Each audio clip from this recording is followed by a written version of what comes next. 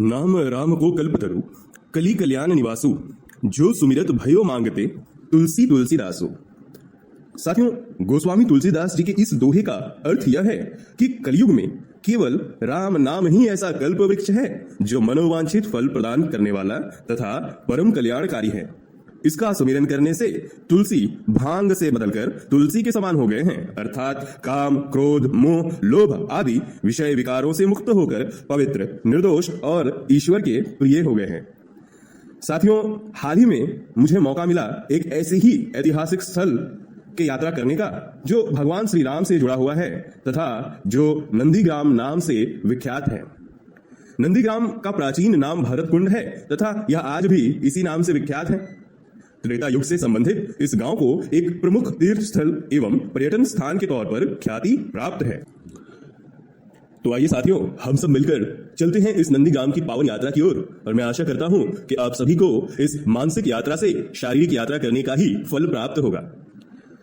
यह गांव भारत के उत्तर प्रदेश राज्य में अयोध्या जिले में स्थित है, यद्यपि यह अयोध्या शहर से 19 किलोमीटर दक्षिण की ओर है।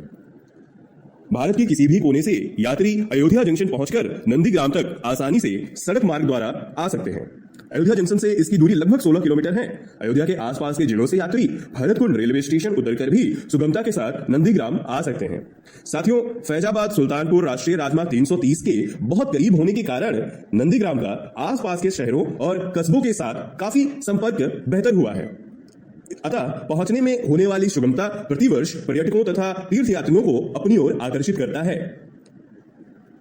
श्रीराम अंतर्राष्ट्रीय हवाई अड्डा अभी निर्माणाधीन है, जिसके उपरांत यात्री हवाई मार्ग द्वारा भी नंदीग्राम पहुंच सकेंगे। साथियों, मैंने मेरी यात्रा की शुरुआत लखनऊ से की थी। रेल मार्ग द्वारा हम लगभग 2.5 घंटे में अयोध्या कैंट रेलवे स्टेशन पहुंच गए, जिसके लिए मैंने कुल 145 रुपए खर्च किए थे।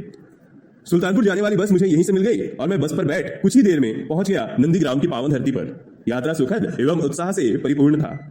साथियों, यहां आने से पूर्व मैंने उत्तर प्रदेश सरकार द्वारा चलाई गई एक project promotion of rural tourism in Uttar Pradesh के बारे में सुन रखा था। इंटरनेट पर थोड़ा और ढूंढने पर यह पता चला कि नंदीग्राम को इसी प्रोजेक्ट के तहत शामिल किया गया है। तो इस कारण यात्रियों के लिए भी हाल ही में कुछ नई सुविधाएं उपलब्ध कराई जा रही हैं। ऐसी ही एक नई सुविधा होम स्टेज की थी। मेरे लिए भी ये एक नया अनुभव था, तो हमने भी और जो भी यहाँ सुविधा है वो बिल्कुल सुचारू रूप से चलती रहेगी। हमारे यहाँ लोग आ भी रहे हैं और भविष्य में जो भी आएंगे उनके लिए भी हमारे पास पर्याप्त सुविधा है। वह मान गई। मुझे शाम तक रुकना था तो मैंने 300 रुपए दिए थे। होम स्टे में रुकने के पश्चात थोड़ी ही देर में होम स्टे ओनर ने मेरे लिए कुछ पारंपरिक व्यंजन उपलब्ध करा दिए। भोजन उपरांत एवं थोड़ा सुस्ताकर साथियों हम निकल पड़े उस ऐतिहासिक कुंड के दर्शन की ओर, जिसके लिए मन लालायित था।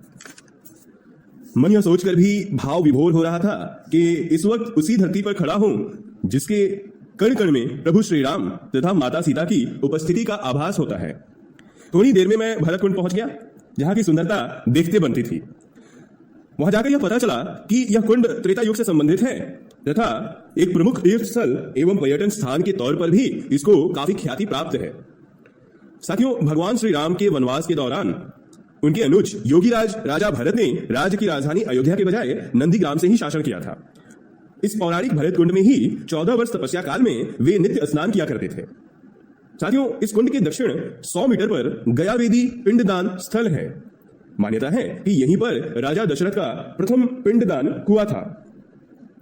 इस वेदी पर पितृपक्ष में पूर्वजों का तर्पण करने हेतु गया जाने से पूर्व पिंडदान की अनिवार्यता होने के कारण हिंदू धर्म में इस स्थान का बड़ा महत्व है। अतः पितृपक्ष में इस स्थल पर पर्यटकों का आवागमन लगा रहता है।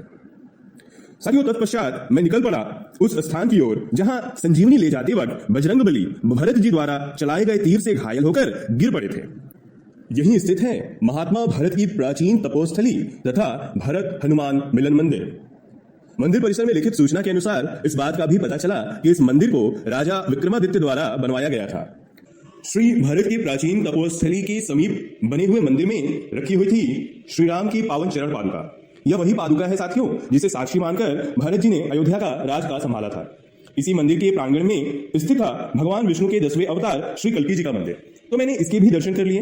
दर्शन कर अत्यंत आनंद की अनुभूति हुई तथा खुद को सौभाग्यशाली मानता हुआ मैं समीप ही पिशाच मोचन कुंड की ओर बढ़ गया।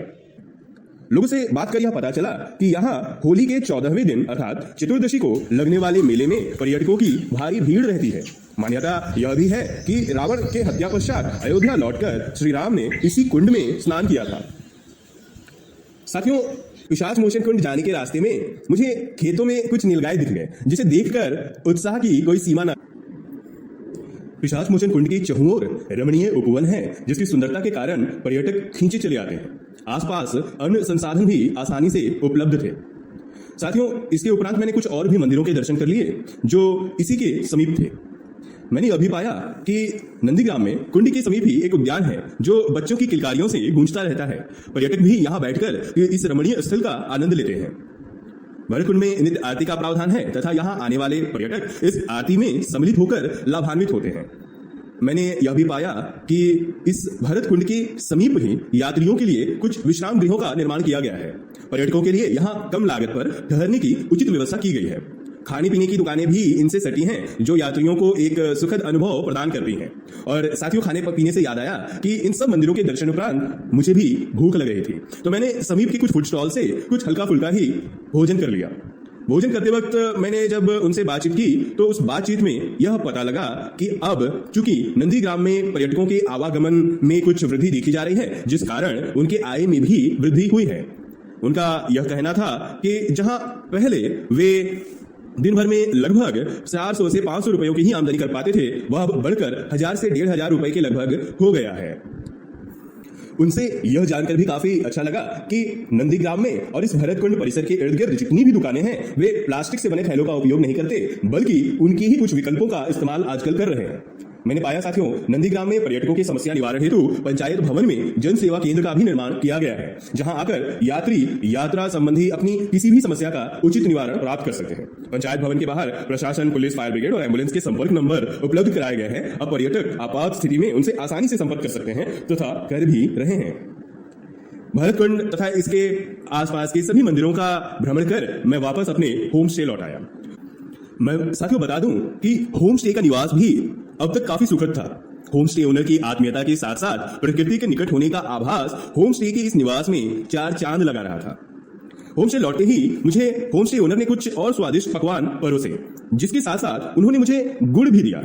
उनसे गुड़ के इस राज के बारे में पूछने पर पता चला कि उत्तर प्रदेश सरकार द्वारा ली गई एक नई पहल, एक जिला एक उत्पाद के तहत अयोध्या के गुड़ को भी उसमें शामिल किया गया है।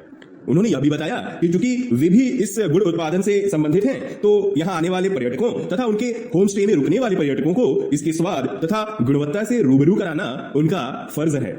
उन्होंने यह भी बताया कि इस कारण अब उनकी आमदनी में भी काफी वृद्धि हुई है। उनसे थोड़ी और बात करने पर यह पता चला कि नंदीग्राम में पहले से अब अधिक पर्यटक आने लगे हैं, जिस कारण होम स्टे में जहां पहले लगभग 5% लोग ही ठहरते थे, वहां अब उनकी संख्या में इजाफा होकर यह लगभग 25% हो गई है। सुनकर काफी अच्छा लगा।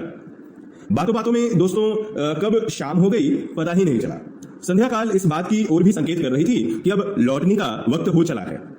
नंदीग्राम को सच कहूं तो विदा करने का मन न था, पर लौटना तो पड़ेगा और इस कारण मन को समझाते हुए वहां से अपने होम स्टे के ओनर को अलविदा कर दोबारा आने की बात कहकर निकल पड़ा अपने घर की ओर। लौटते वक्त जब पूरे दिन के इस भ्रमण को सोचता था तो मन रुक रुक कर प्रफुल्लित हो उठता था तथा इस बात से भी हर्षित था कि अब नंदीग्राम में पर्यटकों के आवागमन बढ़ने से स्थानीय निवासियों तथा वहां के व्यवसायों में भी वृद्धि हो रही है, जो कि एक सकारात्मक बदलाव है। इस प्रकार साथियों, मैंने अपनी नंदीग्राम की यह यात्रा समाप्त की।